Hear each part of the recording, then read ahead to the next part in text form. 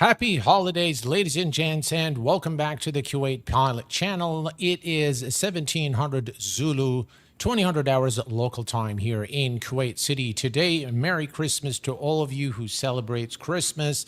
I hope you guys spend some quality time with your families. And today, ladies and gents, we are going to be taking a look at the the highly anticipated PMDG 737 for Microsoft Flight Sim 2024. This aircraft has been really anticipated by the community, and we are today going to be taking a look at the aircraft. We're going to take a look at the visuals as usual. We're going to take a look at the systems and see if it's actually just a port to Microsoft Flight Sim 2024, or PMDG has done it again and has built something that really kind of shakes the status quo. PMDG are known for creating very high quality aircraft. They are the company that defined the term quote unquote study level. And with them, the community started talking about, study level. They really set the standard. They are one of the best developers out there, though I sometimes don't agree much with their pricing strategy, but nonetheless, I think they have really established a name for themselves for being the quality developer for airliners, and their product line has been the 737. Boeing basically has been their product line. Their flagship product was the 737, and they've been around since the FSX days. Can you believe it? It's been that long. So they are pioneers in the profession, and they, for a good reason, they've earned the name. It has become synonymous with high quality and the study level simulation of Boeing aircraft. Of course, their fleet includes the 737, the 777, the 747, and they have kind of shifted away a little bit during their P3D days with the DC-6 and the MD-11. So yeah, they have kind of drifted, and they pretty much from that point forward stayed very focused on developing Boeing aircraft. I want to welcome all of you guys here in chat today. I am very excited about X-Plane 12.4, which is going to be the subject of our live stream this coming Tuesday. So yeah, I'm going to treat you guys to some coverage of 12.4. I've tested it out, and I am just impressed. So that we'll leave it for Tuesday. We are today going to be talking about the PMDG 737. And the first thing we are going to examine is the textures. And of course, PMDG is known for creating some very high quality textures, though on this aircraft, although it looks pretty good from a distance, when you actually zoom in, the textures are not all that great. They are, high quality without a doubt, but maybe it's just the livery. I just don't find it, at par with everything else they've done. That could be the livery. This livery, by the way, I downloaded from the PMDG control panel. So again, you can see the low res there. I'm sure the community will create something better, but let's take a quick look here at the nose gear, which looks very nice and very detailed. Again, very nice here. You can see the little, so it's not completely round. So I think they cut some corners there with the quality there. Some parts are really nice. Some parts are not so well done. You can see that the wheel is not actually, it's not actually completely circular. So it has like, bumps. Yeah, it doesn't look right. The aircraft belly looks pretty good. I think they've modeled every element there with care. Again, I don't like this here. This is not right. Again, not PMDG quality. Very low res textures. It just doesn't look right. This is, I don't know if this has been, quality controlled properly, or it was a rushed release, but Yeah, the texturing is not what I expect from PMDG. Some parts are really nice though. Look at this, the landing gear bay here. It looks very nice and very detailed. Some areas are nice. Look at this. The landing gear is actually done better than the front. So the curvature of the actual wheels is done quite nicely. It's still not perfect, by the way. If you can see here that, again, it's not completely perfect. But yeah, I mean, texture-wise, I really expected better. I think if you look at, for example, the Phoenix aircraft, or you look at the at any builds, for example, you'll see that the textures are much nicer than this model. But hopefully, we'll have some nicer liveries that will correct these. This is, of course, again, the default provided by PMDG. I'm sure it's developed by the community. Overall, though, a very authentic representation of the 737 in all its glory. Very nice looking aircraft that matches the real aircraft in terms of the scale. At least, again, here we can, again, you can see the closer you get, the more imperfections you see in the model. So overall, though, I would have to say that this is a very authentic representation of what the 737 looks like in real life. And this is, of course, the NG version. So before we get into the cockpit, I just want to show you this beautiful airport of Helsinki here in Finland. And this airport and our arrival airport have been provided to me courtesy of MK Studios, the channel partners. And I want to thank them very much, really, for not just providing me with the airports to showcase in this stream, but also for their trust and their partnership. MK Studios creates some very, very nice scenery for Microsoft Flight Sim and for X-Plane, though I have to speak to them because they haven't been doing much for X-Plane. But this is a really beautiful rendition of Finland. And by the way, we are going to Rovaniemi, Echo Foxtrot Romeo Oscar, which is the official home of Santa Claus. This is my tribute to all of you guys who celebrate Christmas. So today we are going to be heading to Santa's home in Finland. That is going to be our flight. It should be an interesting approach into our destination today with an RNP approach to test the aircraft capability.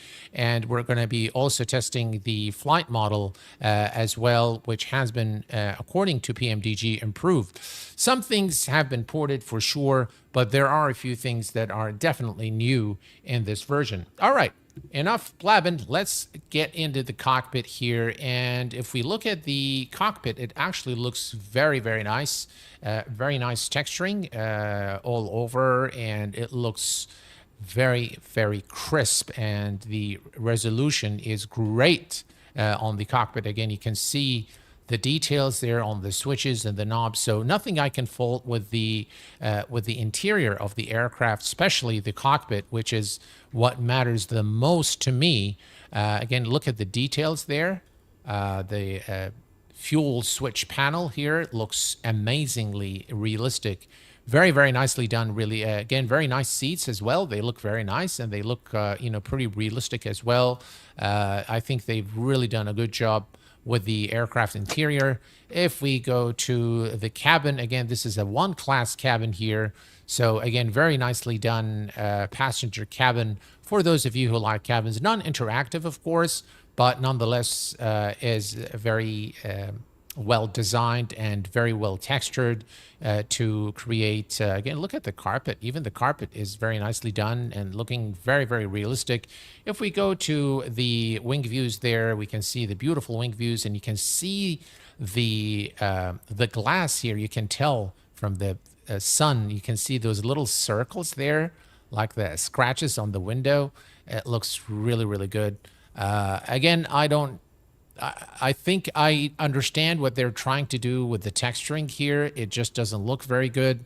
I think they need to work a little bit on the exterior. Again, it could be just the livery, but yeah, this particular livery does not look very good. Okay, so I have already connected the ground power unit, and we need to change a few things, I think, in the settings. But let me first go ahead and we're going to connect the battery, establish electrical power. So battery is on, and we're going to connect the ground power. The sounds inside the cockpit are very, very well done. Very nice indeed. Engine sounds, we'll take a look a little later. All right, so this is on, ground power is on. We're going to turn on the hydraulics here, and we're going to make sure that we have our equipment. The pins are removed and stowed, and we're going to move down here. The fuel switches are in the cutoff position. The thrust lever is in idle detent. The flaps are retracted. The landing gear is down. We are going to come here and test the lights real quick. All right, the lights are fine. And next we're going to come down here. We'll cancel the master caution, and we're going to come here and test the oxygen. All right, oxygen is fine. And we're going to also test the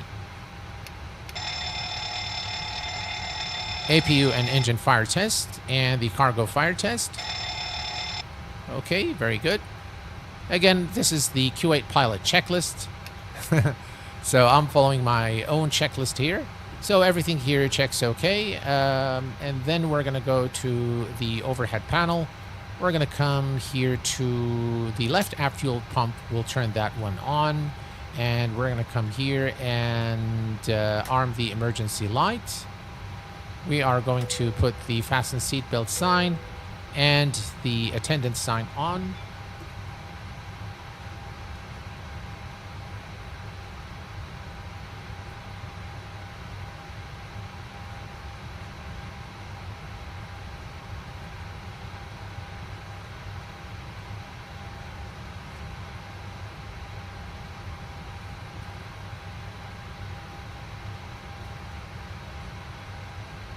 Sorry, guys, I received a phone call I had to take.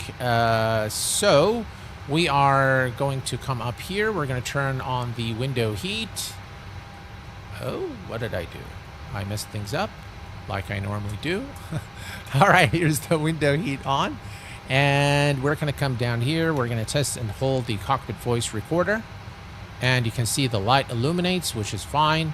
And finally, we're going to come here, and voice recorder is on auto, trim air is on. We're going to leave the packs alone for the time being. And we can set this to our cruise altitude, which is today. Let's take a quick look here.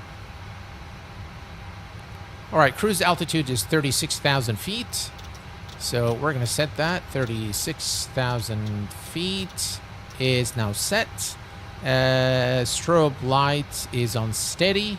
Everything here is good. Okay, perfect. We're going to go to the rest of the... Let me just do this here one more time. What do I want to do? I want to do that. No. There we go. Okay. All right. So we are going to test the flight recorder. Test okay. Mach speed warning test 1. Mach speed warning test 2. Stall warning test 1 and test 2. Right, service interphone is on, so we can communicate with cabin crew. Let's set the IRSs to nav mode. Perfect. And everything here checks okay. Let's just test our... There we go. Test is fine.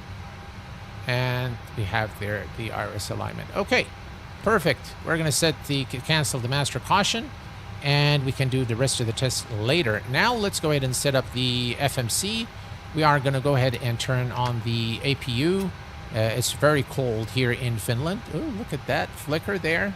Very, very nice details inside the cockpit, by the way. So let's come down here. Actually, if we click number 3, there we go. And let's bring this to the side, and now we can start setting up the FMC. Okay, so first we're going to go to FMC. We are going to clear that. We're going to go to position initialization. We are at Echo Foxtrot Hotel Kilo. And then we're going to go to the next page, grab the GPS position, previous page, set it there. And now we have the airport there, which is Helsinki Airport. We're going to go to the route and we're going to request the flight plan. I don't know why it says invalid entry, so we're going to click here again. Why is it? Let's go to return. And let me go to this page here. Okay, so we're going to the Clark Freiburg request flight Simbrief flight plan. And I love how it draws the routes. Again, this is us right here. So we've got that. We've got the flight plan as well. Operational flight plan is here. And now let's go back to the FMC. And let's see if we get it now. Again, it says invalid entry. There we go. And we're going to select this, say set payload, set fuel, select the route. And now it's going to request the flight plan. We are, by the way, this is a real world route of Norwegian or Norwegian Air Sweden, which is flight 8507. All right, we have the link here, so we're going to load our flight plan.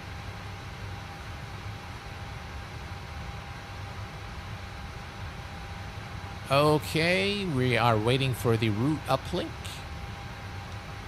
And there we go. And activate and execute. Perfect. Now we're going to go to the departure. We're going to go to bring up our excellent Navigraph charts, by the way, which now also features VFR charts for Europe. Big thing, really. VFR charts for Europe is a big thing. So we are going to depart runway 33 today. So that's runway 33. And it is the Tever for Papa. Tever for Papa is selected and executed. We go back to the index, go to the R arrival. The arrival today is the Nepi 3 Delta. Nepi 3 Delta and the RNAV approach, runway 03. We are going to, that's not, no. Let's come back here. Oh, it says not used. Why is that? All right, so we're going to go to approach, and this is our RNAV approach. So let's see, what do we have here? We have Otgas, and we have Midgo, but I don't see any of those on the map here. So we might need some custom waypoints. So I'm just going to go ahead and say execute. And then we're going to go to the legs page. We're going to see if we have any discontinuities. Looks like we do not have any discontinuities, which is good news. Okay, so we are going to, just momentarily, guys, I want to check our flight plan. So I'm going to go to plan, and we are going to simply go to the legs page and step through. So let's just zoom in here so you guys can see. Okay, so step through, step.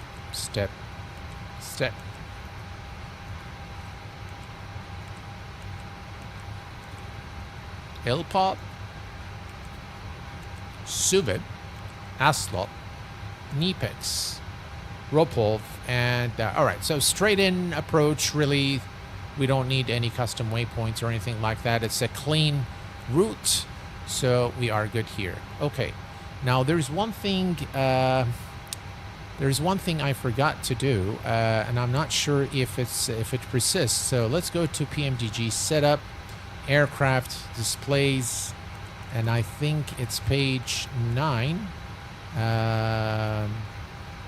Fuel low alert 90. Yeah, it's on kilograms. So metric units are selected, which is good. Okay, so now we can go to our let's see here. All right, let me just do that. All right, so we can go now to our routes page, and we're going to go to perf init. And if we actually just click here now, actually zero fuel, it should automatically put this, and we can verify this in our flight plan. So if I come here and we go down to our zero fuel weight, zero fuel is 60.8, which is exactly right. And the fuel is 6.1. We need the reserve. So the reserve is going to be 2. So let's go ahead and put that in. So we're going to put 2 here. And where's our Navigraph charts? We are going to go back here and we're going to select the cost index 20. So definitely we are optimizing for fuel efficiency during this flight. Anything below 80, it means we are optimizing for fuel efficiency. David White, welcome to Captain, my friend. Thank you very much for the support. Appreciate it. Thank you very much, sir. Really appreciate the support. So we are optimizing for fuel efficiency versus speed. And the final cruise altitude is 360. Cruise winds are 33137, so 33137.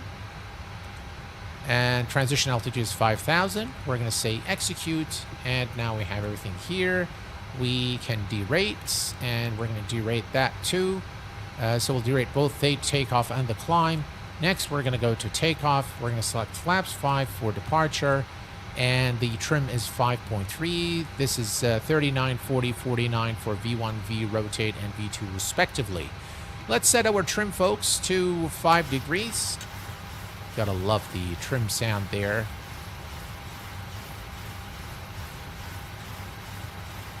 And 4.9, the trim, actually 5.3, so there we go. Excellent. All right. So that is set.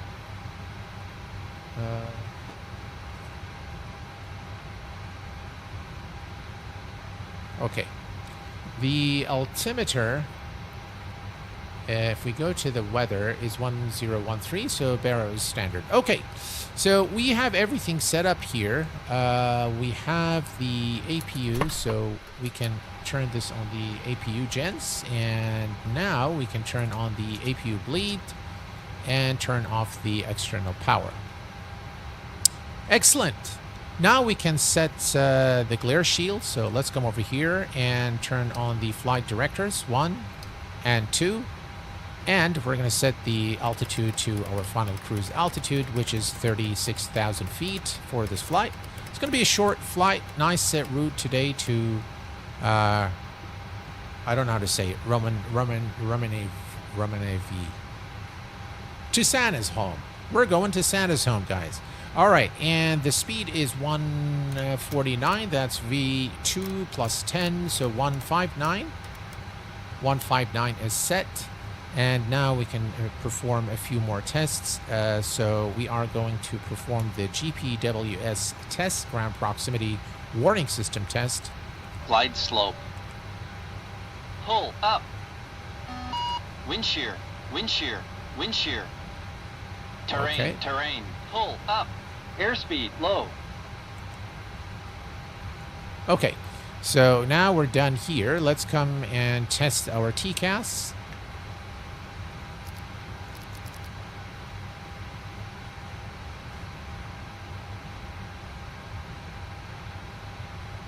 TCAS system test, okay. All right, and the TCAS system test is okay. We're just going to set the auto brake to rejected takeoff. Okay, so the speed brake was on for some reason. So everything is now set. We are good to go, and we can now begin the pushback. Let's set this back to map. Perfect. And we are going to set the weather radar here. And we want also traffic. And from the first officer side, we're going to set the terrain. And now we're ready to go, folks. Let's take a quick look at the outside. And all the doors are closed. We need to disconnect the ground power unit. And we need to remove the chocks. So we're going to go to ground operations. And we're going to say, let's make sure that we set the brakes first. Let me hold the toe. All right, let me press the toe brakes here and set the brake. Excellent. And then we're going to remove the chocks. and it's now automatically disconnecting the ground power unit, and the aircraft is now ready for push and start. Perfect. So far, so good. And with my settings and everything like maxed out, and with FSLTL, we are getting right now here on the ground, let's see, we're getting about 111 FPS. So this aircraft is definitely optimized for performance. Normally at at airports, like with the inbuilt aircraft, there's no way that you'll get this with FSLTL with my settings. I always get like somewhere in the 80s or 70s, but this aircraft is definitely optimized for performance. So kudos to PMDG on really taking the time to optimize this for Microsoft Flight Sim 2024. Flaps are not set yet. We'll set them once we are good, once we're ready. Okay, we've got a heads-up display with this aircraft. Ooh, looks very sexy. Look at those colors, very, very nice. We'll use that maybe for our approach today. All right, so we are ready to go. So let's go ahead and turn on anti-collision lights and turn on the fuel pumps. We'll make sure the packs are off, which they are. And let's go ahead and call the GSX. We are going to request pushback and departure. Aviator, we'll use Finnair. There we go. We have the flight number there. Very nice. Due to icing, no, we don't want, no. All right, so we're going to halt. Due to icing conditions, please stand by for engine start. All right, so we're going to stand by for engine start. Once the pushback is complete, then we'll go ahead and start our engines. Well, now I can look at chat and say, hello, guys. Hello, Go Bulldogs. Hey, David. Yeah.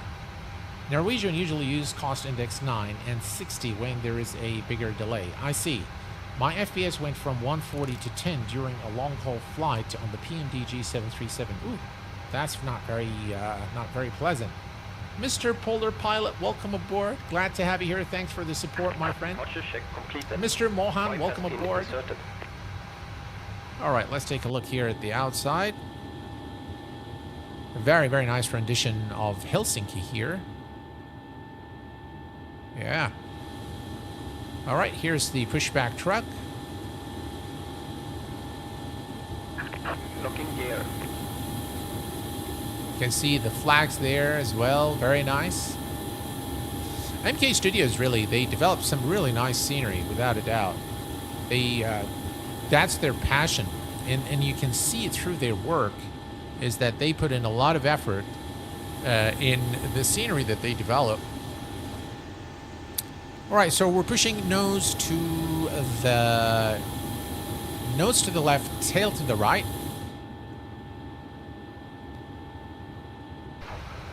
All right, so it doesn't say here. So west-east pushback facing south-east on Alpha Delta, or northwest. How do we know that? All right, so here west. Yeah, okay. So northwest. Release parking brakes. All right, let's go ahead and release the parking brake. Commencing push. Due to icing conditions, please stand by for engine start until push completed and brake set. Okay, we can do that for sure. All right, here we go. Push started, and we're going to stand by for the engine start.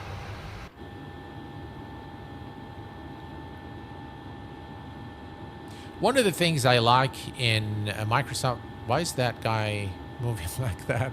One of the things I like in Microsoft Flight Sim is GSX. The fact that we have GSX, because I think GSX really adds a lot to the immersion. Having and the ground crew of Microsoft Flight Sim as well. I think it adds a lot to the immersion. I think we pushed the wrong side, but that's okay. We'll make the turn here and go on the taxiway all the way to the runway. That's fine. But yeah, again, look at the marking there on the tarmac there. Very, very nice marking. Really look at the asphalt, the concrete. Looks really, really nice. And one of the things I really noticed in just now that I'm testing Microsoft Flight Sim 2024, this is our second flight, is that they really fixed a lot of these stuttering issues. A lot of it has really is gone, and that I think is by itself is a testament to the tenacity of Asobo and Microsoft. Although I feel that this should have been like the day one release, I think maybe a delay would have been in order for this. But again, cashing on the money is the most important thing for a business like Microsoft. So, set parking brakes. All right, let's set the parking brake. Parking brake is set, and now we can start our engines. So let's come here and let's take a look. Everything here is good. All right, let's go ahead and start. We are going to start with engine number 2. Engine is now spooling, not spoiling. Okay.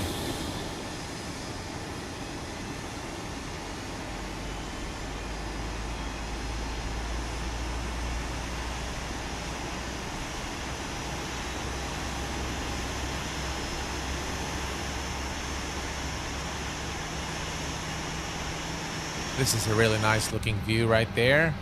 All right, we are 28. Engine number 2 starting. And let's switch to the external view.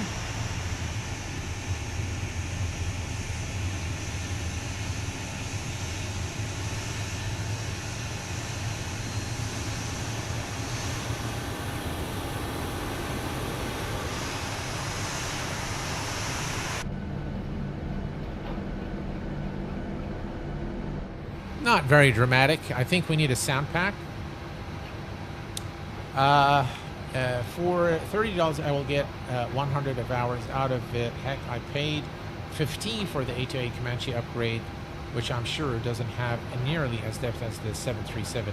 I glad I shared the same opinion as him. Yeah, the sounds definitely. The engine sounds need a sound pack on this aircraft. So let's go ahead and start the engine here, and we're going to go to GSX and Cockpit confirm. to ground.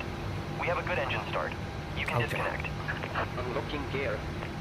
Another thing that I've noticed is when I use my Thrustmaster to put the gear up, I cannot put it in the off position for some reason. So I'm really not sure why. But yeah. So here we go. Fuel for the engine number 1.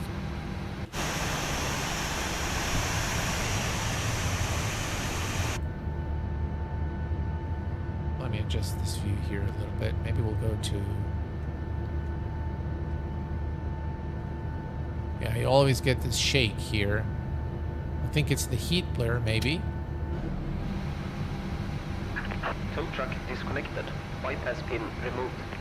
Okay, we are good to go, guys. Clear. Right is clear. Thank you very much for your service, and we'll just wait for the wave off there. Let's see, where's the guy? Oh, there he is.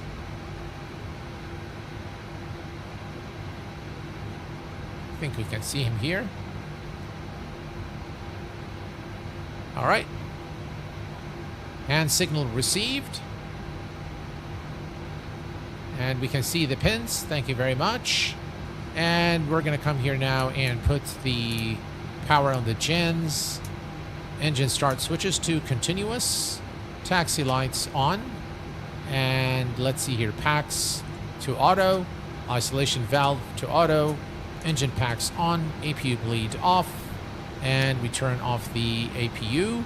And we are going to set our flaps to flaps 5.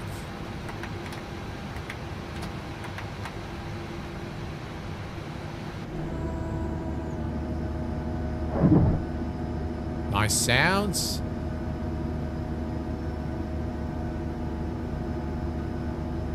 You gotta love the details on the wing there.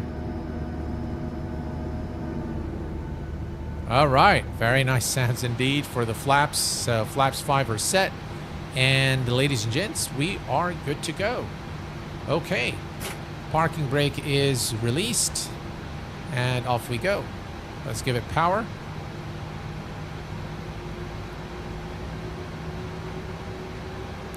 The engine sounds in the cockpit are actually not bad, but exterior sounds definitely need work.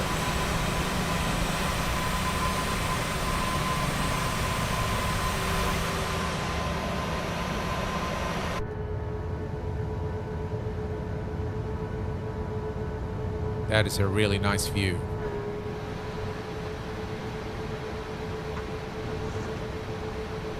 We'll just make a right turn here and head the runways in the opposite direction.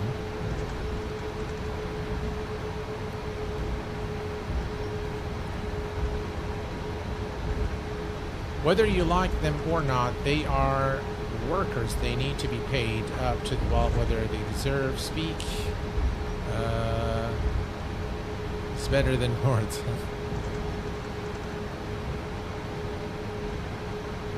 Yeah, the outside needs work for sure.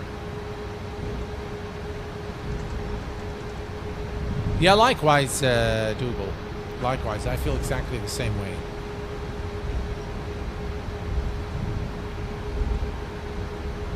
All right. So one of the things I noticed in this version is the improved physics. So it feels a lot better than the previous version in 2020. And of course, that is partly the sim itself, I think, but PMDG as well. I'm sure they've done some changes here. I've done one test flight only in the PMDG, and I can tell you that the hand flying of the aircraft is much refined now in this version than in the 2020 version. By the way, I purchased the entire fleet of the PMDG aircraft. So I have the 800, 600, 700, 900 for 2020, but I actually did not get the discount that they promised existing users to get. I really am not sure why, so I paid the full price for this one. I really don't understand. In my opinion, it's much improved over the 2020 version. Yes. So even though a lot of the base model is ported to 2024, I think they have made one significant change is the performance. And of course, this is the NG version, so you can notice again there is 19 pages of different customizations. We'll take a look at them in once we reach a cruise level. But there's so many things that you can do with this aircraft and configure it exactly to your liking, which I think is really commendable. So let's take a look here at the outside as we taxi. And admire the nice rendition of Helsinki there by MK Studios, the channel partners. There's the turn for our runway. One of the things I wish Microsoft would do is remove this the sun glare. I just don't like it. It's just highly unrealistic. You'll never get this unless you're like doing it through a camera. So, but yeah, that's okay. I wish we could just remove it. It's very annoying. All right, auto throttle on. And here's our turn. We are going to set TCAS to TARA. There we go, TARA. And now we can see the traffic, as you can see. Landing lights on, runway turn off lights, taxi lights off, and strobe lights on.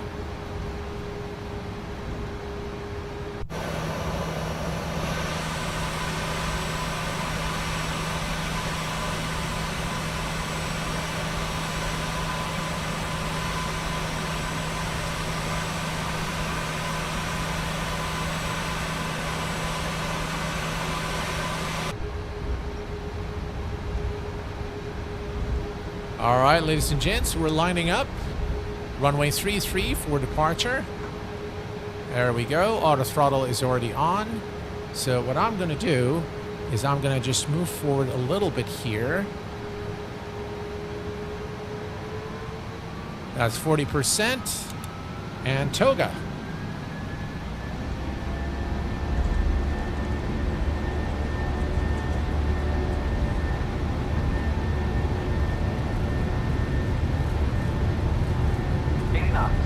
Very nice. Smooth as silk.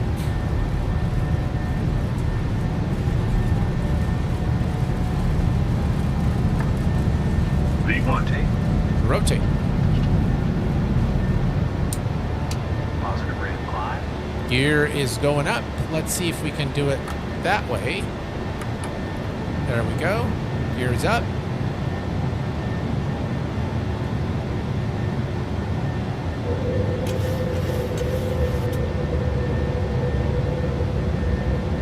Right, 1,000 feet. VNAV.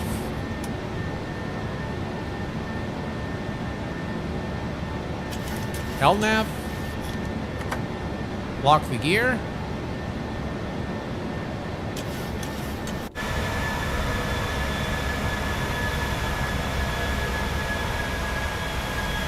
That is a beautiful departure here from Helsinki.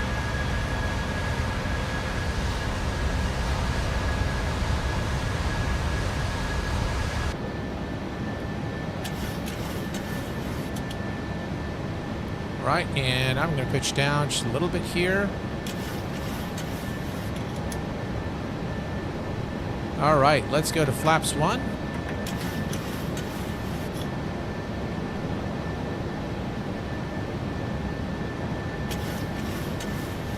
Hand flying the aircraft is definitely a lot of fun.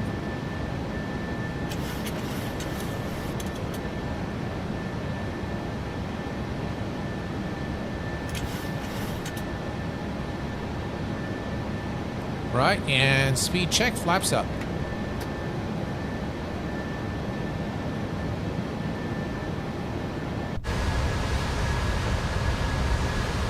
And Microsoft Flight Sim is looking great.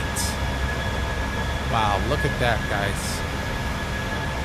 Looks really, really nice.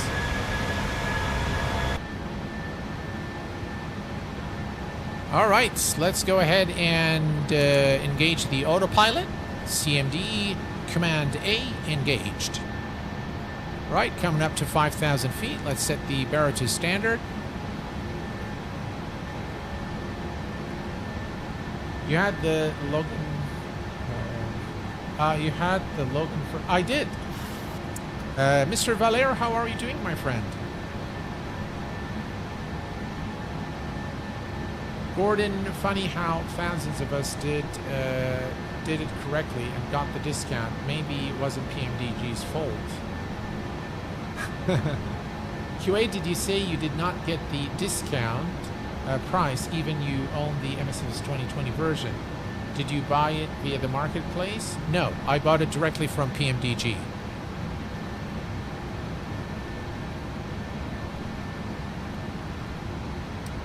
I very seldom buy anything from the marketplace.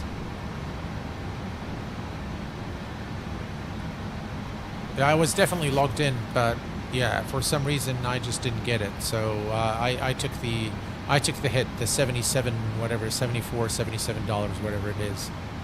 Yeah, this is really nice, guys. It's looking really, really nice.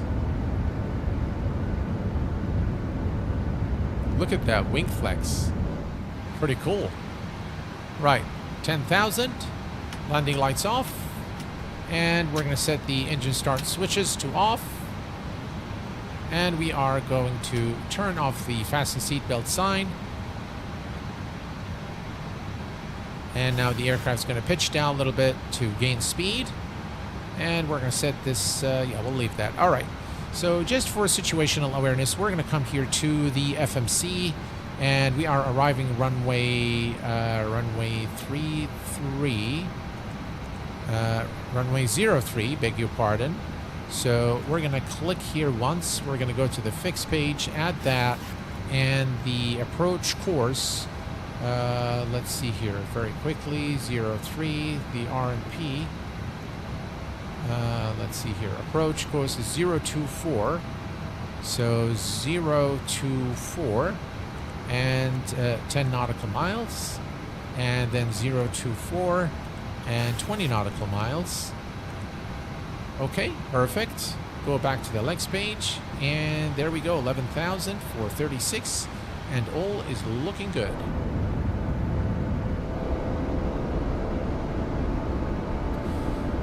Right, so far so good, and I really am enjoying Microsoft Flight Sim now, but I have to say that I'm not enjoying it as much as X-Plane, to be completely honest with you guys. The clouds, I think, the sky color, the overall atmospheric conditions, and the representation of meteorological data in X-Plane is far superior, and with 12.4, oof, I went to Bilbao Airport in Spain. I believe it's in Spain. And I tell you, things are starting to look amazing in X-Plane. Yeah.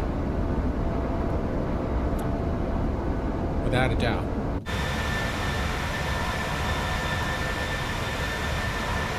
Lovely departure from Helsinki here. Things are looking good. And I fixed the issue I had with the loading textures.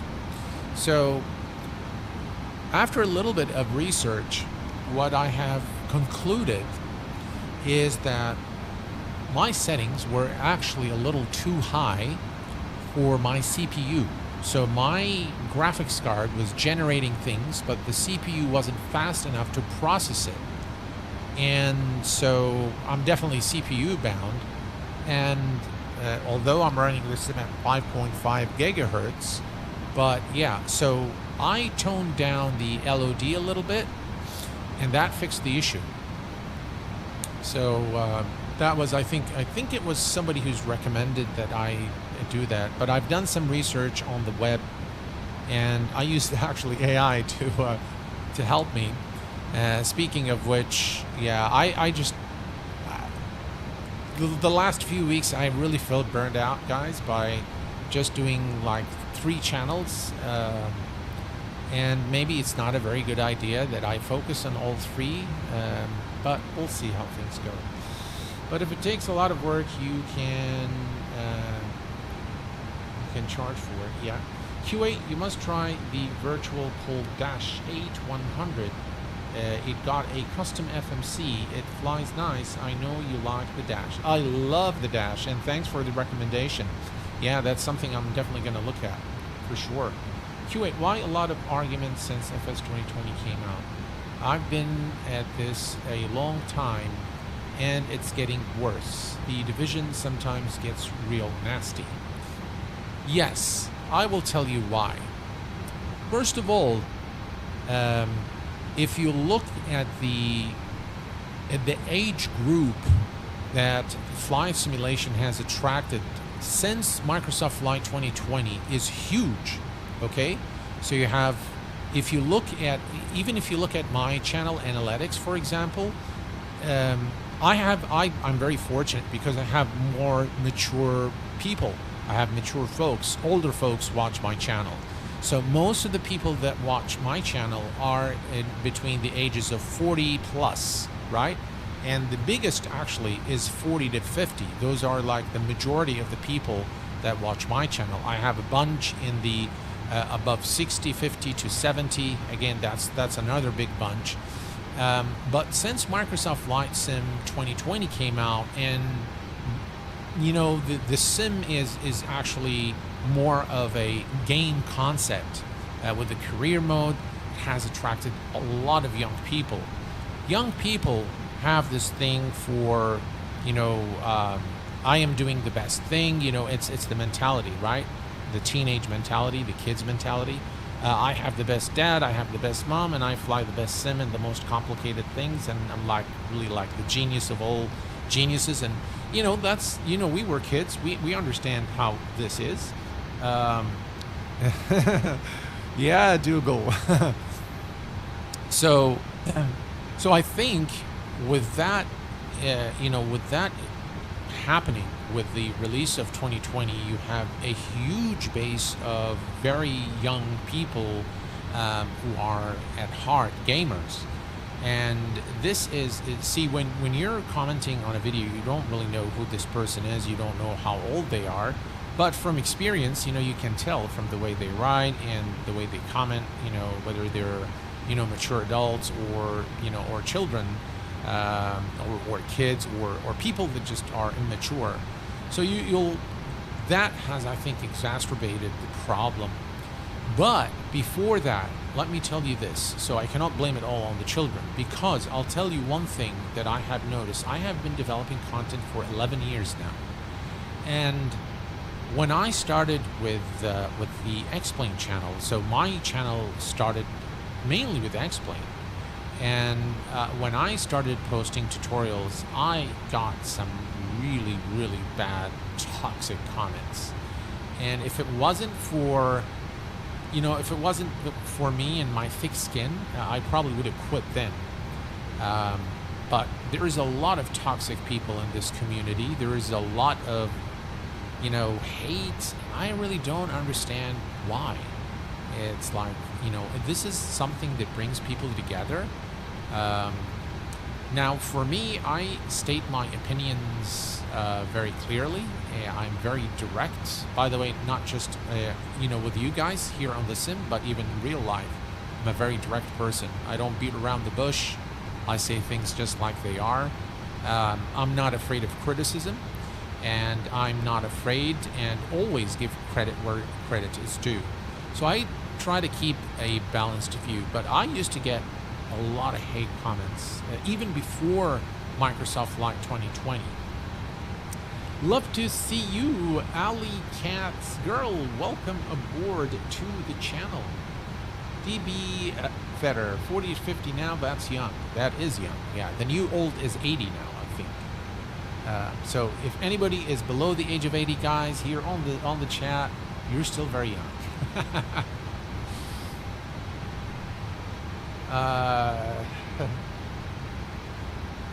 I love watching MSFS 2020-2024, although I don't fly it. Yeah, it's you, Allison. Hey, my friend, how are you doing? Why is your name coming like Alley Cat's Earl? Wow, Allison, how are you, my friend? It's been a long time. Yeah, very pleased to have you here with us today. You might be the only person that criticizes a developer. Not many do. Well, look, I try to give criticism in the most constructive way, and I give them a lot of praise where it's due, and I do criticize them where I think it's valid. Now, some developers take it very well, like for example Tuolis. They take it really, really well. And I remember when I saw the lead developer at Flight Sim Expo, I told him, look, I'm sorry that I was really harsh when you guys released your A340 because the textures were really bad, and the price is not a cheap airplane. And he said, no, please Q8. We really appreciate your criticism. It really is what helps us improve. So here's a guy who's very objective, very open-minded. He's willing to hear out, because I consider myself, in the end, not just a flight simmer, but I'm your ambassador with these developers. And the reason why, people don't like to criticize developers, I think for the most part, is, I don't want to say it. Leave it.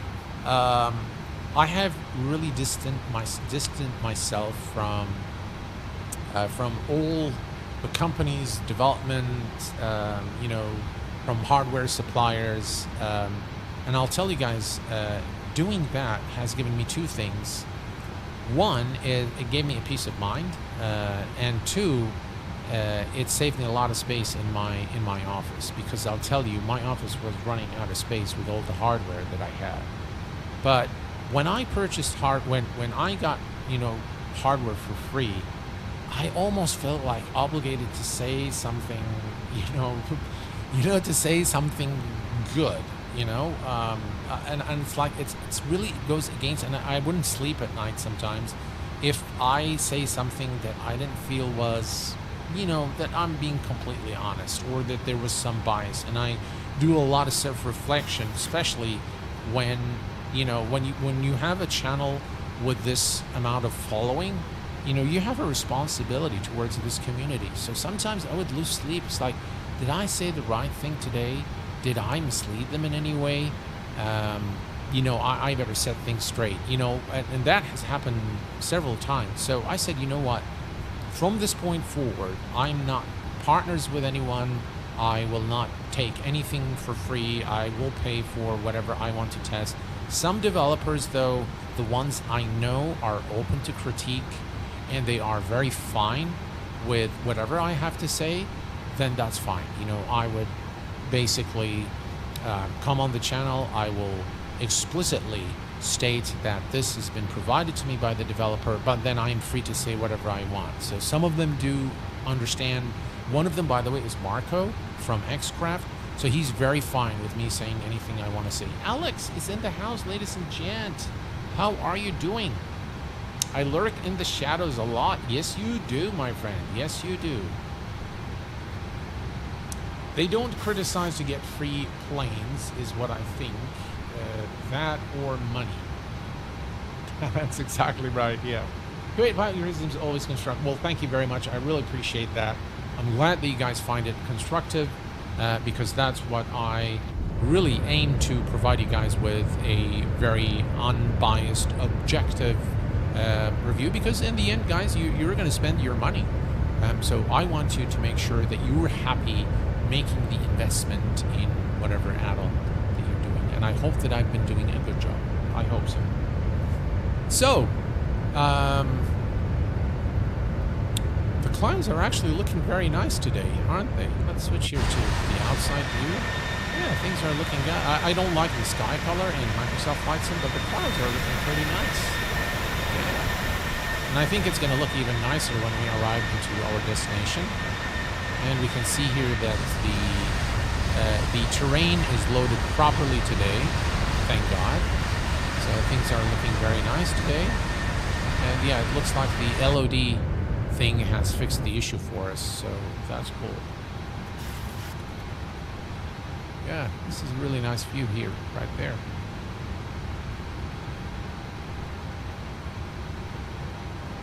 Right, so has anyone tried the latest NVIDIA driver? So after that catastrophic one that I rolled back, there was another release, I think a few days ago. Has anyone tried it? And what do you guys think of it? It's mostly those purists and perfectionists who feel the rest of us casuals shouldn't be making videos or talk about flight sim. I had my share as well when I made my tutorials. Hello, SimSmith. Welcome aboard, my friend.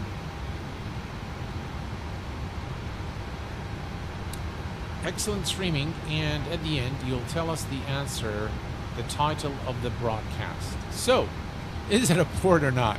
Yeah, I'll definitely let you know.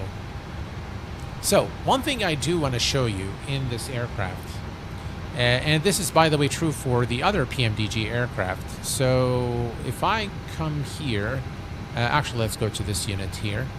So if I go to menu, and then I go to PMDG setup, and then go to, let me zoom in a little bit here. So you have aircraft and you have options. If you go to aircraft, you have failures, you have displays, and equipment. I want to start by looking at the equipment. You have 18 pages of different equipment that you can set for this aircraft. Again, for Autoland, you have fail pass, by the way. And then if I go to page 2, you can derate, takeoff bump, yes or no, data link. This is the ground proximity warning system. Again, look at how many customizations, the callouts you can customize. ETOPS, yes or no, dual battery. Just a bunch of options that you can set this aircraft. And these are all realistic options. They come with different airlines. So 18 pages of different equipment, optional equipment that you can equip this aircraft with, which is amazing, really. And even the hydraulic pump equipment is also available for you. So if we go to the displays, this is where you can set up your displays. 9 pages of displays, and this is again available on both on all the aircraft, all PMDG aircraft. And you have the failures. Now here you have 4 pages of failures, and in each one, if you click, you can set it to program, random, and maintenance. You can choose to maintain it. Automatic flight, for example, again, you can go to programs. If I click here, again, you can have multiple failures. So this is why this aircraft, I call it a study level aircraft. This is how much customizations goes in. Of course, you can go to options as well, and then you have performance and colors, and you can set the lights and the colors and things like that, and the image size. So this is, by the way, true for all the PMDG aircraft. So nothing new in this specific version except the equipment. So this is the NG variant of the aircraft. So to answer the question, is it really a port? The final verdict, partly yes, it is a port, but there has been some enhancements made to the aircraft to come up with this NG variant. Is it worth the price, the asking price? Well, for those of you who got the discount, I think PMDG has done the right thing due to some glitch of some sort. I haven't received the discount, and maybe I'm not alone, but overall, I think this is a very well developed add-on. I think it is definitely about maybe 80% of it is ported. The other is mainly working things out to make it compatible with 2024. This is native 2024, by the way, but there is a 2020 version, of course, that most of you have it. Zero crash with 12.4, the latest NVIDIA driver. Zero crash with the 12.4 and the latest NVIDIA. Oh, thank you very much, SimSmith. Appreciate that. Looks beautiful. I know. I'm getting a 4K upgrade for Christmas. I can't wait. Ooh, very sexy. Nice. Nice. Yeah. So, let us look here at, let's go to cruise. We are 119 nautical miles from top of descent. And, yeah, let's take a quick look at the outside. Those clouds are looking very nice. I think the aircraft's a bit loud, isn't it?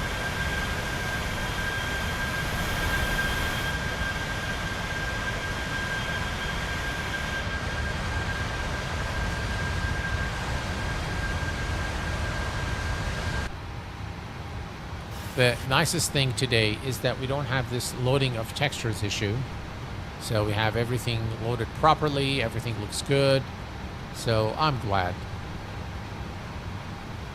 Yeah, PMDG is really nice though. Wow. Look at the details there on the flight yoke. It looks really, really good.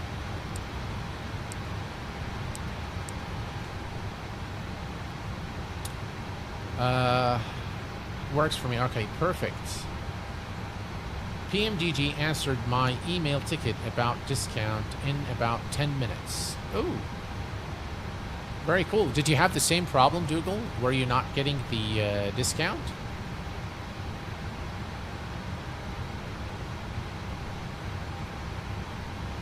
See, I'll tell you one thing.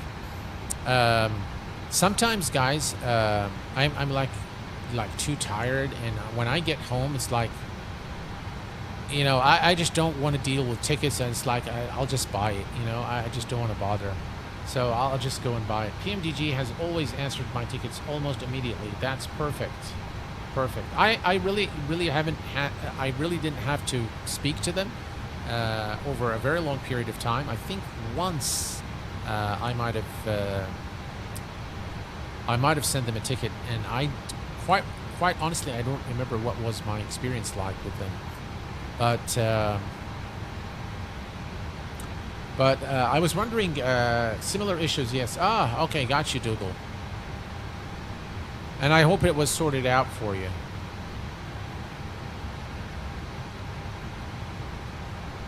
Right, so we are going to set things up for our arrival. We are 103 nautical miles. So if I go to init here, there is no ILS, so that's not going to be there, obviously. But we are going to set the ref speed, approach reference speed. So we are going to use flaps 30 and the speed 153. 153, and we're going to enter that. So that is now done, and all's looking good. Let's also take a look at our let's see here. So platform altitude 2,400 feet, and all's looking good. Perfect. Q8, all need now for 2024 is Land 3 RAAS, great add-on. I dislike the PMDG business model immensely, but cannot deny they make outstanding aircraft. I sort of agree with you there, Dougal, yeah. So, for example, if you look at the different variants, when the 700s came out, the 700, 600, I think they charged quite a bit for their aircraft, and then this version, I think, although I don't think that it should have been for free, I still think that it's quite expensive. So yeah, but hey, you get what you pay for, I suppose. In terms of the support, in terms of the fidelity. I was wondering, are the circuit breakers modeled? They are not modeled. They are modeled, I mean, visually, but I don't think they actually work. Yeah. Minus some points there for you, PMDG. Why don't we have the circuit breakers? That's not good. What about this side? Yeah, they're just, I think they're only visually modeled.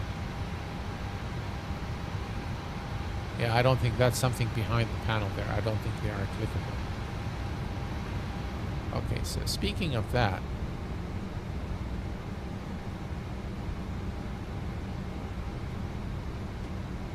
yeah, I think this is something that works. Look at that. So forward air stairs. So we'll try those maybe later. So we can do extend, retract. So this works, and then we can go to the passenger coming soon. TM trademark. Environment coming soon. Maintenance coming soon. And let's see, clean screen now.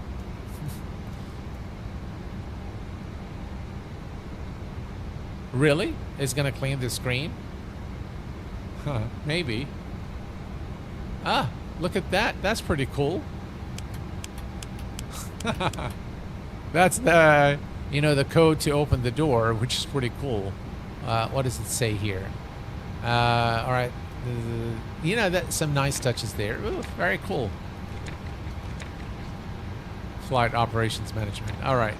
So, and yeah, this is cool. You can click those. I don't know if you can actually set it, or it's just, a gimmick there just for fun. Coffee maker, does that work? Yeah, it does. Let's see. Let's see. This is on, I guess. On. All right, pretty cool. And warm.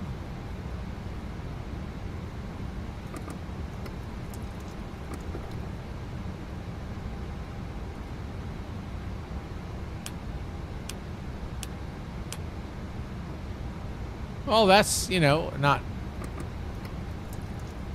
As for water.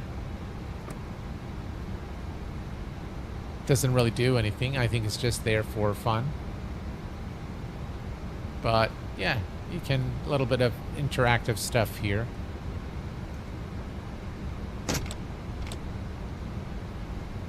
Sorry, occupied. That's funny. It's occupied. Someone is in the lavatory.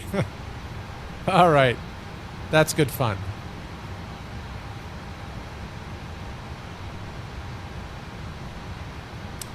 No CB, so no study level then. I mean, I wouldn't be that. Look, I have done some research in the past, and I think Marco from Xcraft has confirmed my findings long time back. I think about 5 or 6 years ago. Most of the people, only 5% of flight simmers actually care about the circuit breakers. They don't really use them at all, even for simulation of failures. They prefer that you can simulate the failure from the EFB. Because simulating them from the circuit breakers is highly unrealistic, unless you set them to pop, like every now and then, and it happens randomly, then yes. So I don't really mind them much, but if you really want to call an aircraft a real study level aircraft, they need to be there. They need to be functional. So yeah, it's important that they are functional. Because sometimes some failures are simulated there. So when like a short happens or something, a short circuit, you know, those circuit breakers will pop and they need to be replaced. Sometimes you push them in and they work, and sometimes they don't. And then engineering will have to come and inspect the aircraft. So yeah. The lots are always occupied. The loo is always occupied, yeah. You know, that reminds me. One time when I was flying on to the US, it was a very long flight, and I was flying on Emirates business class. And the guy in the seat in front of me was snoring a lot, and he was loud, and I mean, he's really loud, guys. So I couldn't sleep. I mean, the guy was like, the whole plane was like awake because of this guy snoring. It was like all over the place, you know. No matter what I did, I just couldn't, you know, I couldn't take him out. I couldn't control it. So I asked the stewardess if I could change my seat, and luckily on that flight, the business class wasn't full. So she said, "Sir, let me check and let you know." She said, "All right, sir. Well, there is a seat, but it's by the lobe. It's by the lavatory. Is that okay?" And I said, "Well, anything's better than this guy snoring all night. I need to get some sleep, you know." So they put me on that seat, and it was even worse because the guy who was sitting right next to me kept going to the loo all the time, and he just kept going and coming and going and coming, and you know, you hear the door, the latch of the lavatory, you hear it. So it was a very difficult flight, and it was a very long flight. So in the end, I decided, you know what, let me get the mattress, let me recline and watch movies until we got into Texas. Yeah, it was a really long flight. I actually love the A cars. It's been a ton of fun flying on St. Intentions. Yeah, St. Intentions is very good. Some very big changes that came. I need to test those changes, guys, before I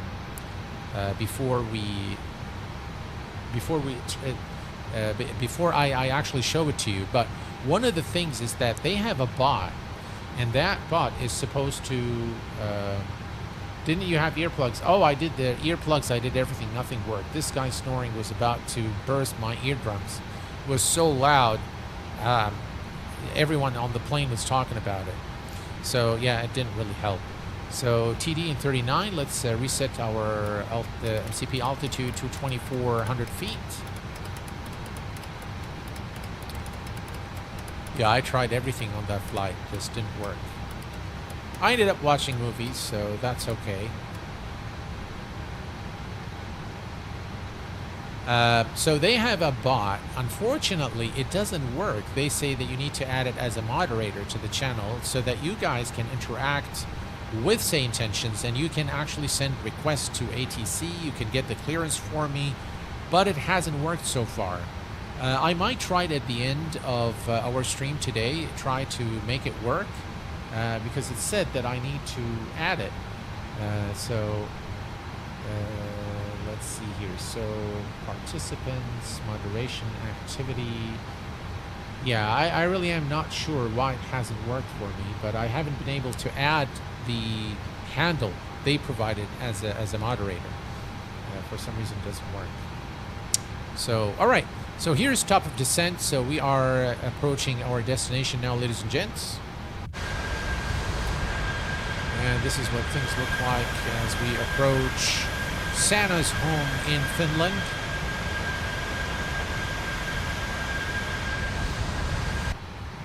Speaking of that, let's take a quick look at the weather at our Rovaniemi. I think that's how it's said. All right, let's take a look at the weather. Look at that, guys. -3 Celsius. Freezing. Okay, so we have the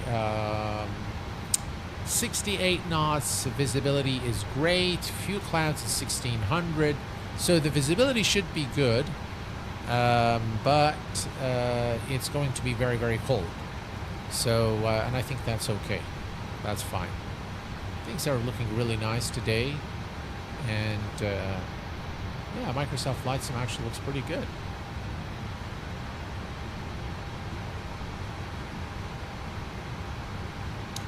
Greetings from Costa del Cambria. Welcome aboard, Mike Smith. Hello, my friend. Welcome. Glad to have you with us this evening. So on Tuesday, we will be having our X-Plane 12.4 stream first look, and we are going to, of course, be flying either out of or into Bilbao Airport, because I think it's really very well done. And of course, we're going to be flying the default A330 from Laminar Research. They have extensively modified the aircraft and fixed a lot of things, brought a lot of improvement. Many system simulation has been also integrated into their A330. So that's something we're going to be doing this coming Tuesday.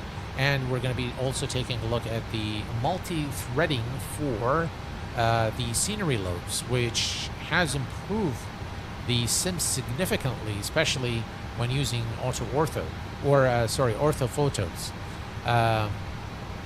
So some big changes in that version. The avionics have been rehauled completely or overhauled, and a lot of new improvements and fixes. Scenery, brand new graphical assets have been also brought into this new update 12.4. Native support for Tobii eye tracking, massive updates to the A330 and the Boeing 737. So really exciting update, and it was a bit of a surprise that we've seen the, I think, series trying to, yeah, I think it's something I said that triggered Siri.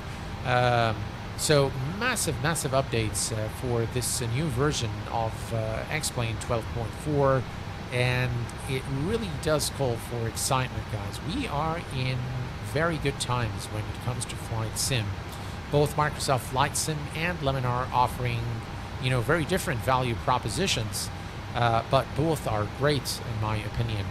And with PMDG, with Black Square and Phoenix, and now we have Tolus as well coming into the scene, and we have also Microsoft Flight Sim with Flight Factor, Tolus, Fly JSim, Airfoil Labs, which by the way I'm waiting for their 737 MAX, and it's looking really good. The last update I've seen was really good. Those guys haven't developed much. They've developed 2 aircraft for X-Plane, 1 or 2 sceneries, I think, as well for X-Plane. They developed 1 aircraft for Microsoft Flight Sim, which hasn't been very successful. But whatever they do, whatever they've done thus far in X-Plane has been just, wow, they raised the bar so high. Here's top of descent, and the aircraft will now begin the automatic descent. The throttle has been retarded, and now you can see that the aircraft is descending towards our final destination. Multi-core support, yes, you won't be disappointed in increased my FPS. Yes, sir. Particularly multi-monitor setup where it is shining. Yes, very, very big change there for X-Plane. And I think, what did I want? Which view? This view, yeah. And I think they, I think from this point forward, I think we can expect some really good things with X-Plane. So very, very excited about what this update brings. And hopefully on Tuesday, we'll be able to take a closer look at everything in this new version.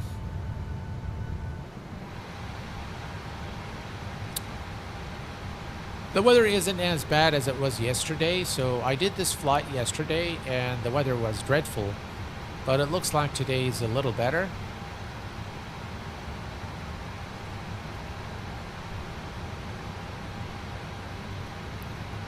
Alright, we are going to FPV and in meters as well.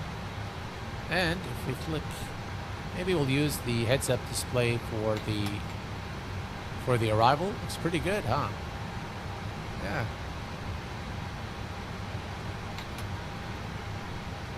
I'll take a vote from you guys of whether you want me to use the heads-up display. I personally do not like it. I know a lot of people find it helpful, but for me it just distracts me. We have another EFB here. And by the way, you have the performance tool as well. So you can import from EFB. You can go to the landing dispatch. Let's see if that works.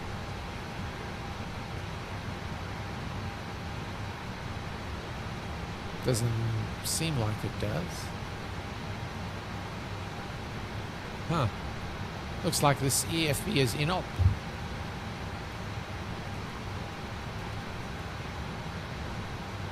Let's try it here.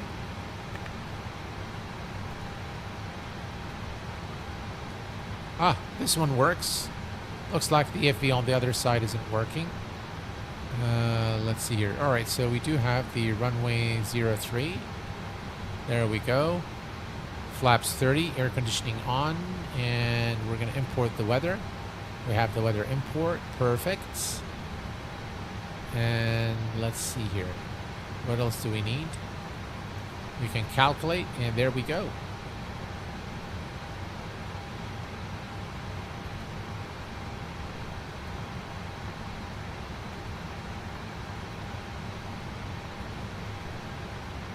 There. You have your VREF 152. Required landing distance 5,400. Available is 9.8, which is very good. So we're good there.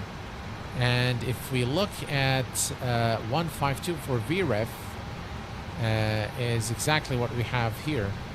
153 is what we have. Actually, it has changed to 32152 actually. So 152, is that what it's saying? Yeah, it is, because I think the weight's changed. So we can actually change this now to we'll do /152.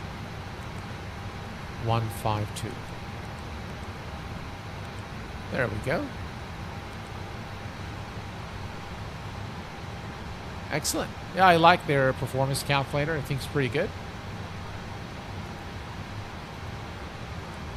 What else is there? You've got your manuals. Then you can just scan this with the aircraft. The electronic flight bag has the tablet version, and then it's got the nav database, which you can simply... This doesn't work. Doesn't look like it.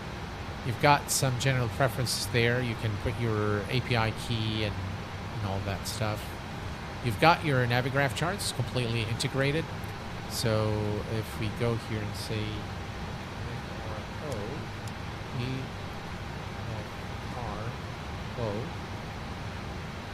So that's our arrival airport. Why is it doing this strange stuff? I have no clue. There we go. So now we have our SIDS, our approach. So this is our this is the airport. This is the approach, and we are doing the RMP runway 03. And now you have your charts here, which is pretty cool. And if I click here, toggle aircraft icon, so we're not in the vicinity here. So that's it. All right. So reset the zoom, and we can just go back to. We don't need that. We don't need compression. We don't need any of that. Okay. So there we go.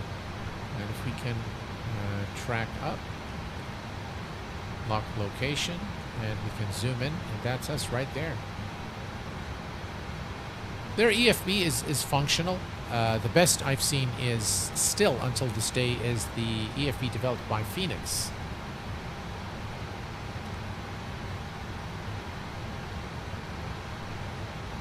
And it's just a port Q8. Lol, I'm loving the 737 in 2024. Pretty much. But, you know, it is definitely a different aircraft, so it's got different features and equipment. In my opinion, the texturing, the exterior texturing needs work. Again, it could be just the livery, but a lot of the markings are off, especially in the underbelly of the aircraft. Things need work. Some things are not looking very good. So Q8, about the snoring on your flight, I have a good tip for earplugs that I have used for 15 years or so. They have to ship from the Netherlands. Let me know if you want the product code. Oh, really? Pretty cool. Well, yeah, absolutely. Yeah, that was a disaster on that flight. Oh, look at that, guys. That looks nice. Yeah. That looks really, really nice. This is a really nice looking scene here.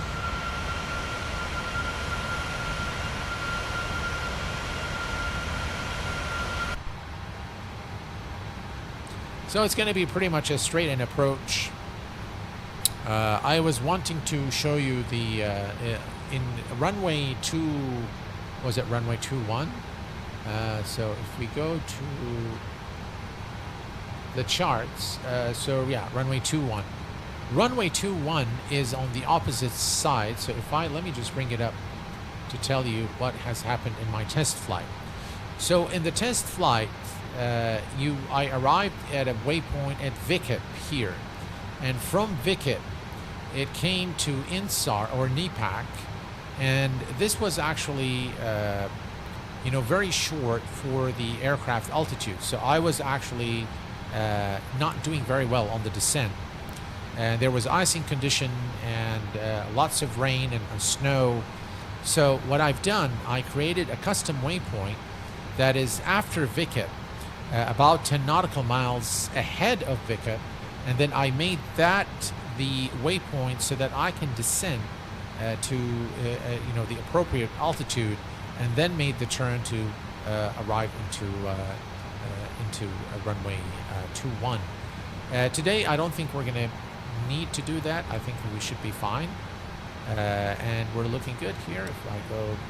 There we go, that's the arrival. That's the 20 nautical mile ring and the 10 nautical mile ring that we've created. Doing custom waypoints is very useful when you're flying. Sometimes, by the way, you need to do that when you encounter turbulence. So, did I miss the verdict? I don't think you've missed the verdict, but I can tell you the verdict again. So, in a lot of ways, this is a port from 2020 version.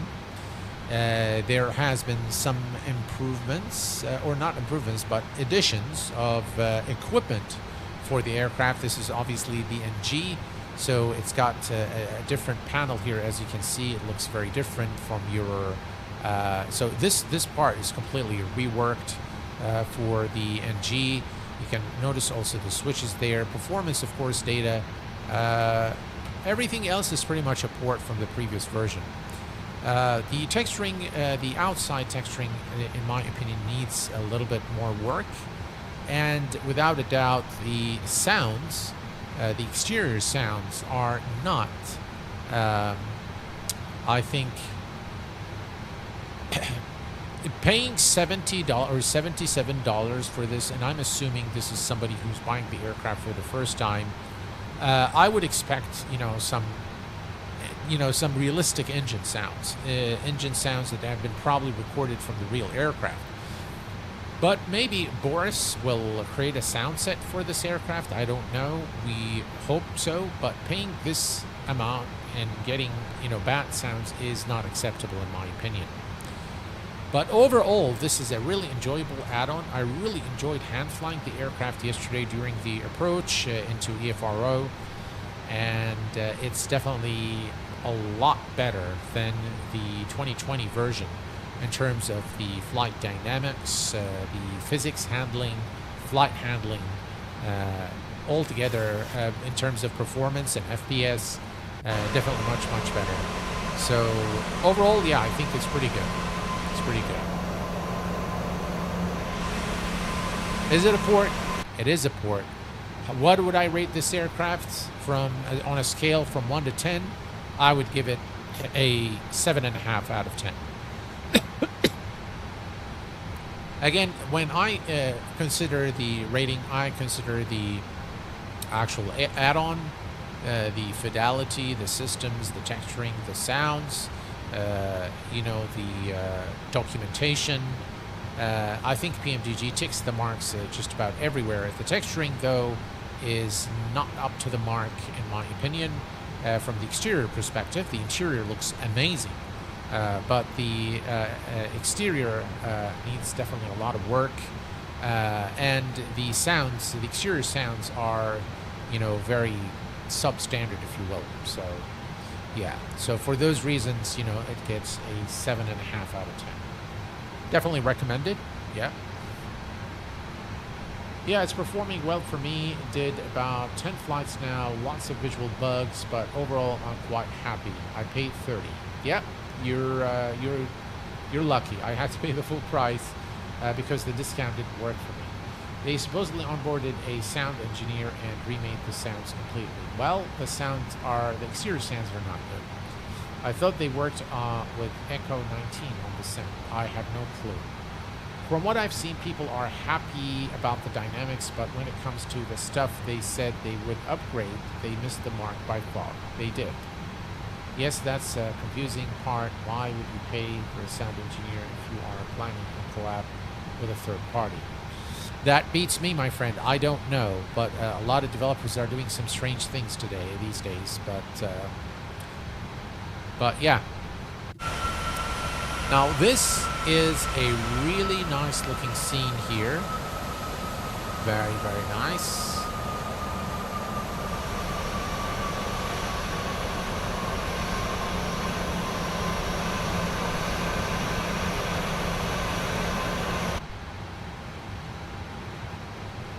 $16,000. The altimeter is 1015, I believe. We can always get the weather from Navigraph charts. I'm going to come here and go to the weather, 1015, indeed.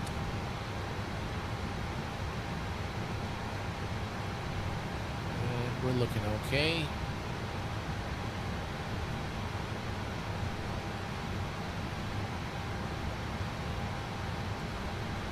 We actually need to... I'm going to extend the speed brake.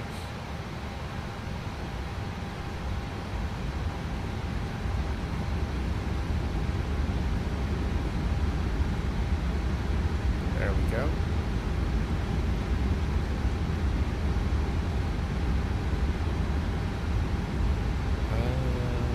It's not doing what I wanted it to do. Okay.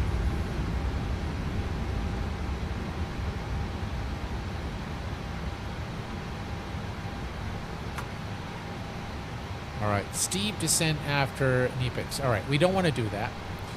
So here's what I want to do now. I want to go to vertical speed.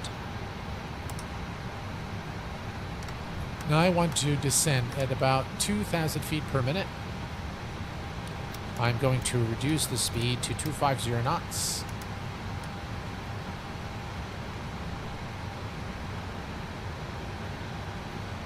Let me extend the speed brake now for sure.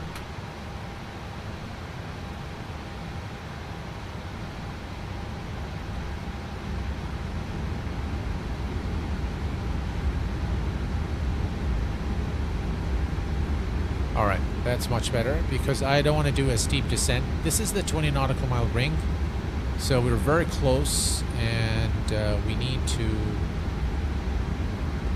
Yeah, we're a little high, so I want to make sure that we are at the right altitude once we arrive. I think I'm still getting this loading stuff. You know, patches loading in the distance. It's not as bad as it used to be, but still there. Okay, I don't think it's worth $30 upgrade. It honestly should have been free. Daza did say that they tried to get this out for Christmas, so I guess it was a money-making opportunity for them. Well, it could be. How did you enable the alternate alt meters? Ah, that's right here. So you see this button here? That's the meters, and that's the FPV as well. Right, 11,000. Landing lights on. Runway turn-off lights are on, and we are going to turn on the fasten seatbelt signs. So we'll put it on auto. We'll come up to 10,000 feet. If I look at the FMC, we are 240 and then 208. So let's go to 208. There we go.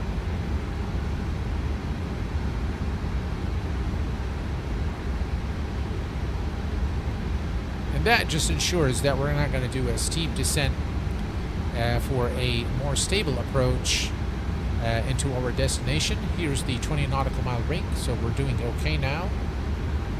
And we will go back to VNAV a little later, once we are closer to the airport. We can see it very clearly now.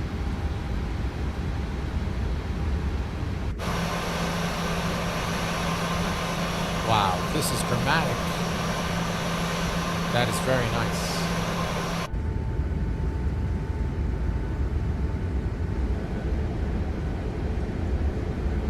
Very nice indeed. You can see the distance there, the patches are not loaded. Bit of an immersion breaker if you ask me. But yeah.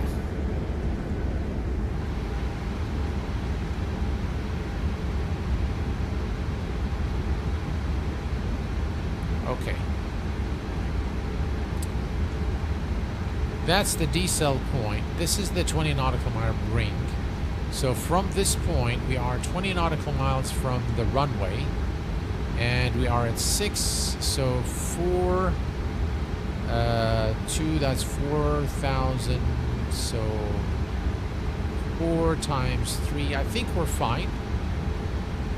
But I'm just going to keep the same. I'm going to keep the exact same speed right now. You can see the terrain is loading, the meshes is loading in the distance there. So the issue hasn't been fixed, it looks like. Which is a bummer, because this is like a total immersion breaker right there. What did you put in the fix to show the ring on the runway itself? You just put RW, the actual runway. So here's my fix page. Let me show you real quick. So if I go to fix, here I have RW03, and then I put just the radial and the distance. All right, let's set the baro. Altimeter is set to 1015. And now I'm going to go to VNAV.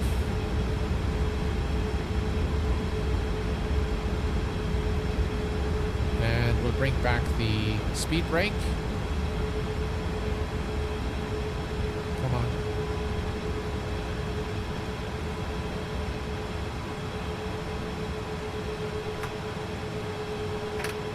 All right, arm the speed brake and auto brake to number 2. We're going to put the engine start switches to continuous.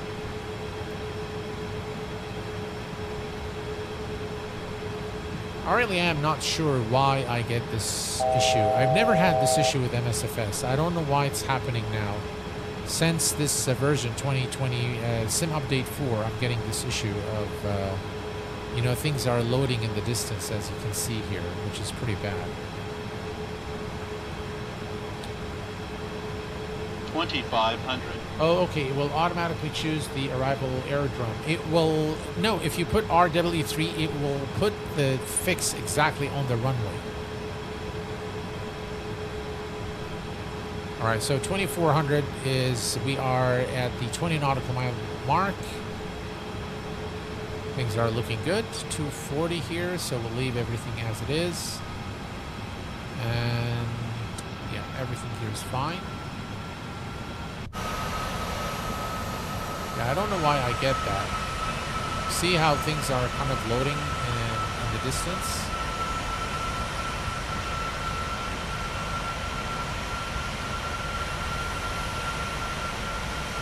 A real immersion breaker, if you ask me.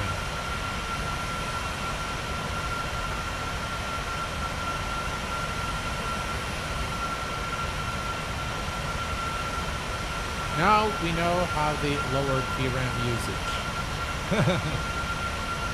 I suppose so.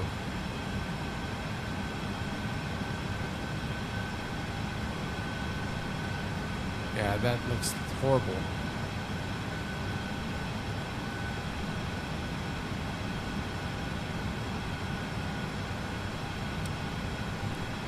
Right, we passed the 20 nautical mile ring. We have the decel point right ahead. Because Phoenix just flied and it was offered MSFS 24 for free. PMDG also lied about improving their textures and backtracked, saying they will come charge €30 for 2020 owners then. I wouldn't care if they said, yeah, it's a port with some better systems, but they directly said it was built from ground up. No, it's not. It's definitely not built from the ground up. Absolutely not. Man, this loading is really bad.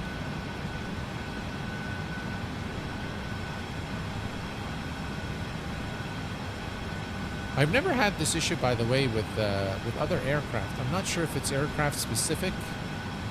I really am not sure. Q8, the code for the earplugs. Okay, perfect. If you Google it, that you can order them. I don't know if they ship to Kuwait. But perhaps they do. Thank you very much. I really appreciate that. Wasn't sound supposed to be one of the improvements in version 2024? Yeah. It was. I think. Right, we are now decelerating. And we are about 15 nautical miles now from our destination. And Santa awaits. Man, this looks terrible.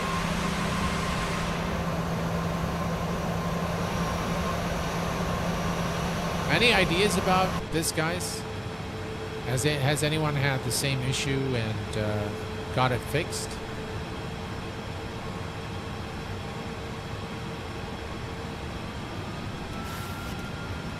Because I think it looks really bad.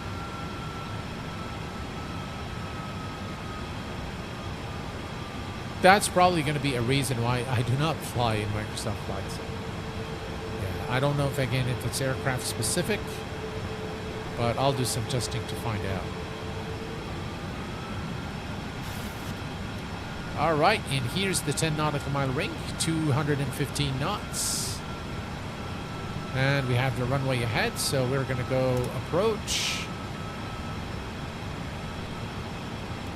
And again, with RNAV approach, you don't have an ILS frequency. It uses satellites for guidance, so it's not like it's different than the ILS, which picks up a radio frequency that transmits from within the runway. The RNAV approach uses satellite, and sometimes it offers both the function of the glide slope as well. So we are looking good here, and speed check. We are going to go to flaps 5 now. Flaps 5 are set.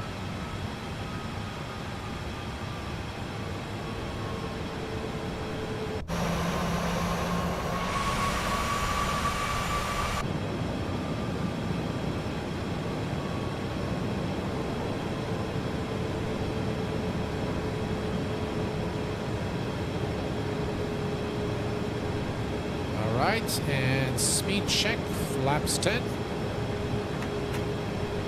Landing gear coming down.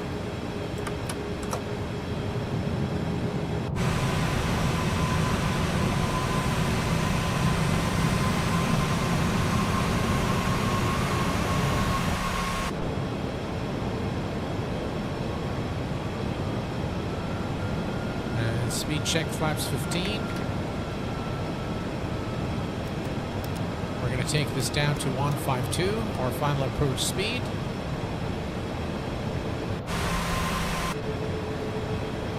And speed check, flaps 25, flaps 30.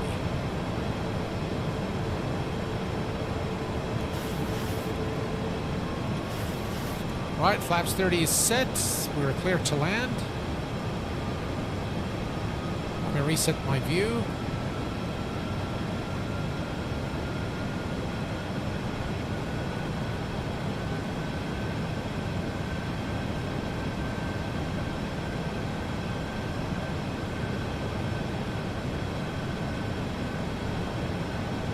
T-log turned too low. No, it's actually not too low. It's maximum. I tried manipulating it, but it doesn't work. Right, 1,000. 1,000. Autopilot disengaged. My aircraft. Auto throttle disengaged. My bird.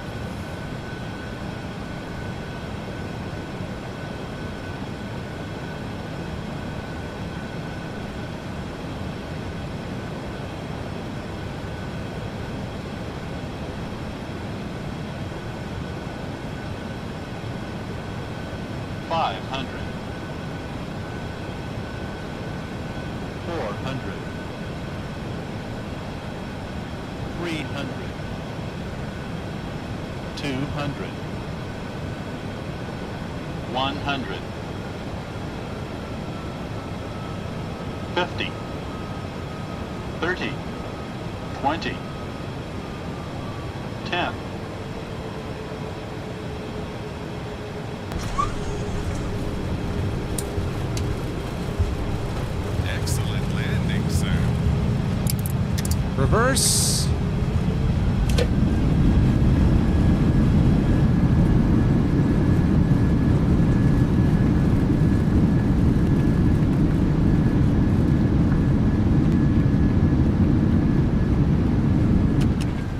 And manual braking.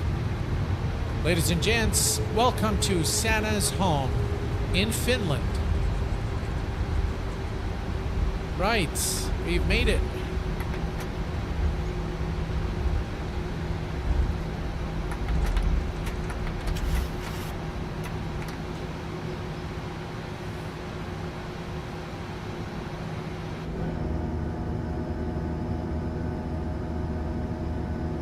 Retracting the flaps here. Looks really nice. And the sounds are nice too.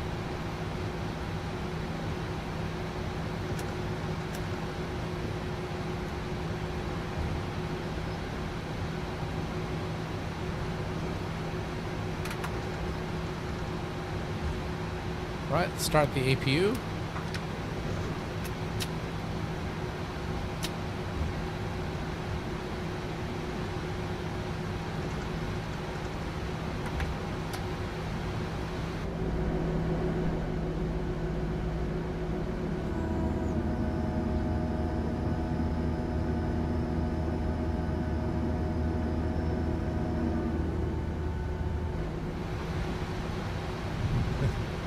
We're getting carried away with the views there. I think the airport is on the other side though. So I'm not sure what I've done here.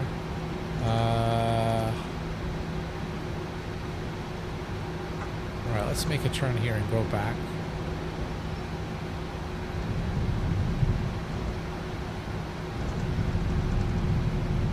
I think I got disoriented because of the flight I did yesterday.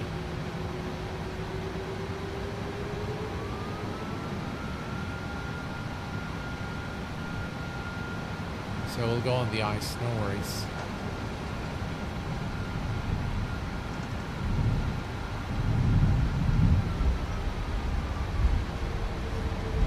The sounds in the cockpit are actually not that bad, but the exterior sounds are not great at all, I have to say.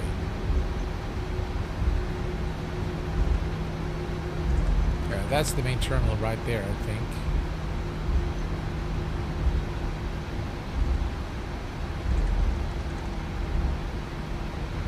Okay, landing lights off, runway turn off, lights off, taxi on, and strobes are off.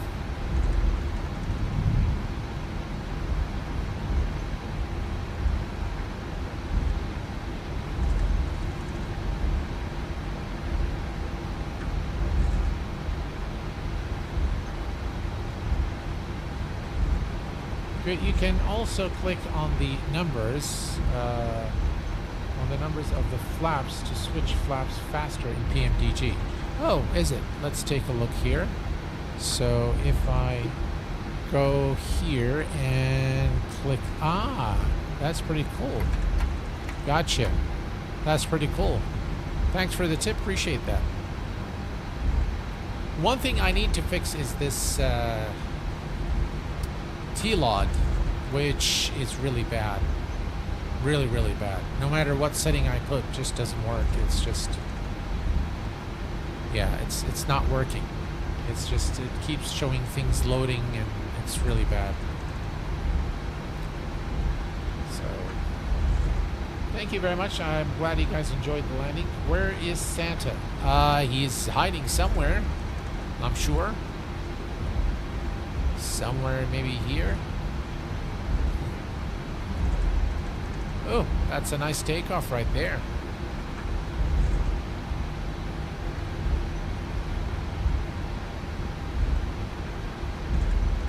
This actually airport looks much better at night.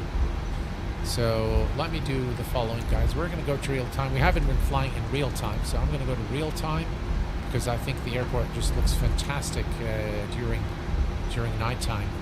So we'll set that up for our approach here at the airport. Looks fantastic. The night lighting is just done so well.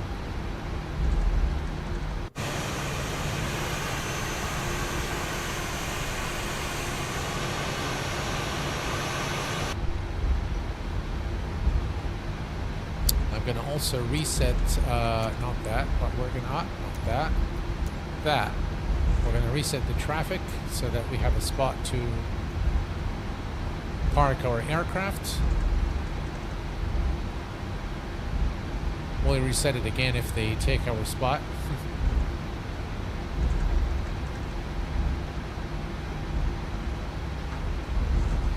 Does anyone know how to fix this T-Lod issue? T-Lod is at 3.8 managed by Auto FPS and it doesn't look that bad. Really? I don't understand really why I have this issue. What airport did he land at? RFNO. Ravnme. Yeah, I need to reset this again. So let's reset the traffic. so that we can park here. Look at this, guys. And all decorated for the holidays. Happy holidays, ladies and gents. And we'll go here for gate 7. Let's turn off the taxi lights so we don't blind the guys there.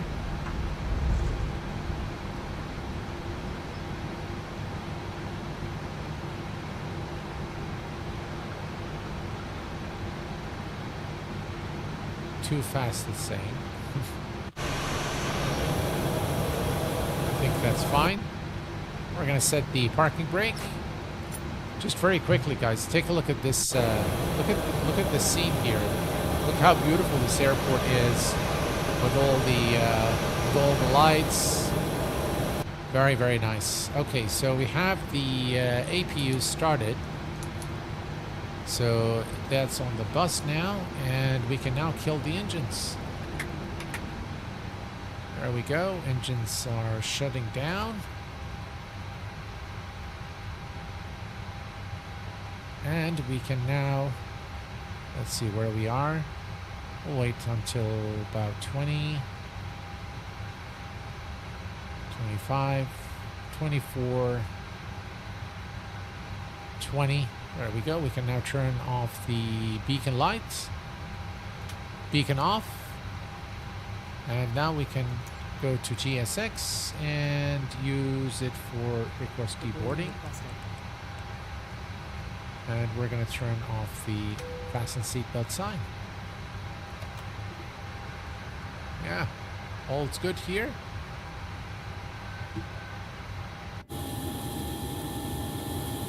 And there we are. We are now disembarking, and the passengers are now heading over to the terminal. And this airport, ladies and gents, is available on the Contrail store. It is by MK Studios. Very, very nice airport, really. Beautiful rendition of the airport.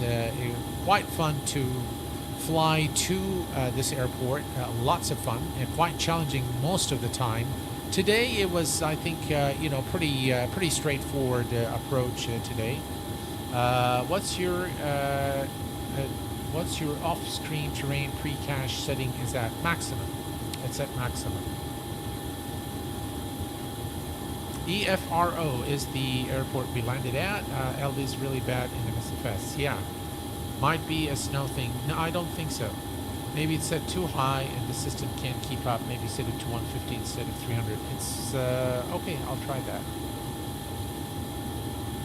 How do you like this compared to Zibo mod? Well, I do like this aircraft a lot. I'm a big Boeing guy, so I love it. When I compare this to Zibo, I somehow like the Zibo a little better, to be honest. But this is actually a pretty good add-on. The Zibo is much, to me, is much more satisfying when I fly it than this aircraft, especially the hand flying. So, guys, we are going to be doing a stream on Tuesday. And the stream is going to be Explain 12.4. That's going to give me tomorrow to test things out and make sure everything's okay. And then if all is good, then we meet on Tuesday. We're going to be taking out 12.4 and the A330, the improved A330 by Laminar Research. But until then, ladies and gents, please take care of yourselves and each other. Happy holidays. Enjoy some quality time with your families, and I will see you all on Tuesday. Take care, and bye-bye for now.